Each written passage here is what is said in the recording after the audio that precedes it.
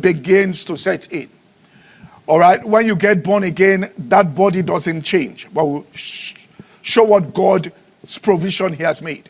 That seed, that incorruptible seed, has another body that we are going to inherit.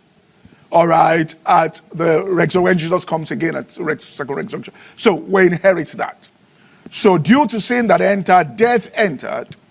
And one of the biggest manifestations of death is found in the human body.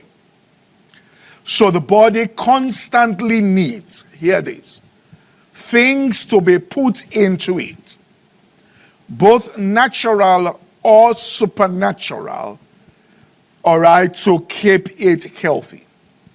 Which is why, and there's nothing wrong with this, a person as they grow older, they start telling them that what they put into their body, they should get more careful about it. And then they can give a person supplements that they should also take in. What they're trying to do is to augment certain things within the body because of the deterioration that sets in.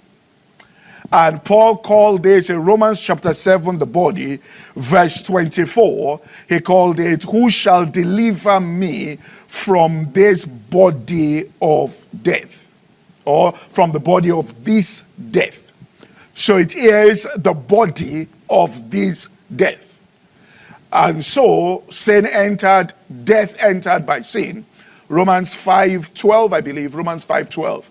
It says, by one man's sin entered into this world, and death by sin. And this body is called the body of that death that entered in by sin.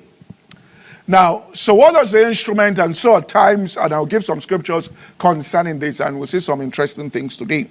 All right? Now, so the body at one point something could happen, all right, in that particular state, and there is a major threat to that body now. Now, so let's begin to look at what the instrument book says. Now, in Matthew chapter 8 and verse 17, concerning sickness, because the first thing you must know is God's attitude towards it, is God's will towards it. You have to understand that. And God's heart. In other words, faith doesn't begin because you desire something to happen, but because you know God's disposition for that particular situation. Let me repeat. Faith doesn't come because I desire something. I may desire something, but I don't have faith for it. Faith comes when the will of God concerning that particular thing is known.